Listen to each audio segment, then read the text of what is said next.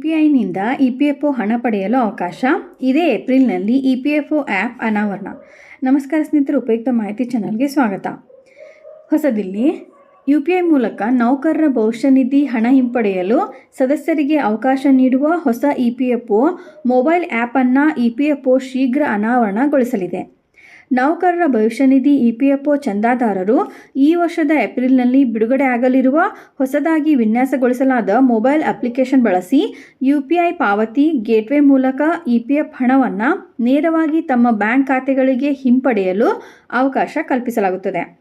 ಕಾರ್ಮಿಕ ಸಚಿವಾಲಯವು EPFನ ಒಂದು ನಿರ್ದಿಷ್ಟ ಭಾಗವನ್ನು ಸ್ಥಗಿತಗೊಳಿಸುವ ಯೋಜನೆಯಲ್ಲಿ ಕೆಲಸ ಮಾಡುತ್ತಿದೆ.